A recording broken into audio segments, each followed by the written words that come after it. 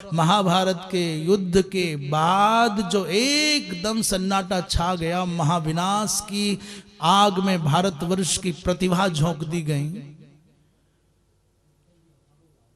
लोगों को रोटी जुटाना भारी पड़ गया, यहाँ का शौर्य मर गया, यहाँ की शिक्षा के पवित्र संस्कार मर गए, यहाँ की मंत्र विद्याएं कुंठित हो गई।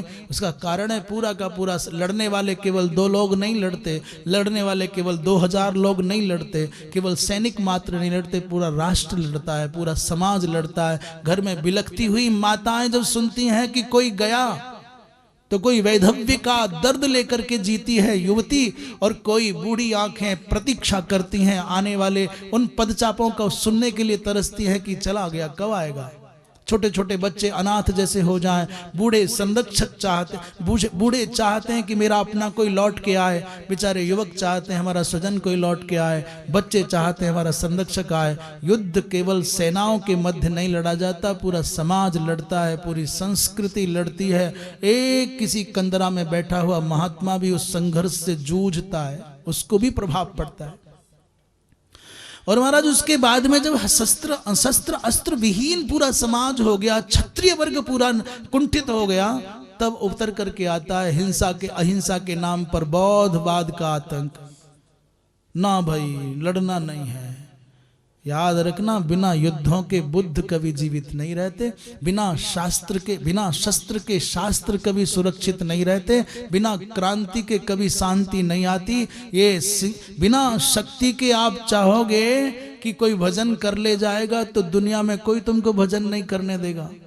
इसलिए नर नारायण भी तपस्या करने बैठते हैं तो शस्त्र लेकर के बैठते हैं। इसका आशय ये है कि आपके पास में शक्ति और शस्त्र इसलिए नहीं होने चाहिए क्योंकि हमको किसी को डराना है, धमकाना है, मारना है, पीटना है, कूटना है, नहीं।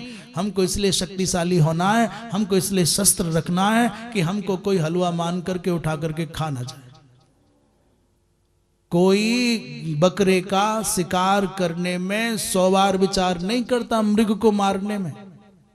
क्यों? बोले मृग को मारने जाओगे तो मरने का डर नहीं है, पर वही शिकारी उससे कहो कि तुझे सिंह का शिकार करना है तो कलेजा कांप जाता है कि कहीं सिंह में चूक गया तो वो मुझे शिकार कर लेगा। हिंदू तब तक कूटे पीटे जाते रहेंगे जब तक ये दीन बन करके, हीन बन करके, मृग जैसे बन करके, ये बकरे जैसे बन करके मिमियाते रहेंगे। और जब ये पता चल जाए कि लौट करके प्रति प्रहार भी हो सकता है, तो आप भारतवर्ष के वर्तमान परिदृश्य को देख रहे हैं। जब से हिंदू समाज ने खड़े होकर के प्रत्याक्रमण करने के कुछ उदाहरण प्रस्तुत किए हैं, जब प्रत्याक्रमण करने के अपने संकल्पों को करके दिखाया है, तब से पड़ोसी भी थोड़े सेंटर में दिमाग आ गया है। तब से भारतवर्ष के अंदर का वातावरण भी बहुत कुछ बदला है। नहीं तो बचपन से हम देखते आते हैं, हम बहुत महसूस भी करते थे। अदने से पिद्दी से देश कोई सैनिकों के गर्दन काट ले जाता था।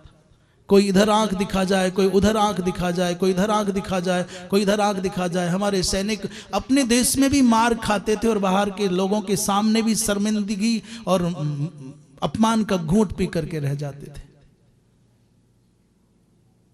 एक इसी भारतवर्ष में अपने ही प्रांत के लोग पत्थर उठा करके मारते, पैर मार करके, ठोकर मार करके भारतीय सैनिकों का अपमान करते थे। वो तो भगवत कृपा हो गई, जो कुछ अच्छे लोगों के संकल्पों का सत्परिणाम ये हुआ कि अच्छे शासक मिले। जो आपको देखने में आ रहा है कि आज भारतीय सेना का सम्मान पूरी दुनिया में सबसे ऊपर आता है। अब क्यों नहीं आ जाता कोई आक्रमण करने के लिए?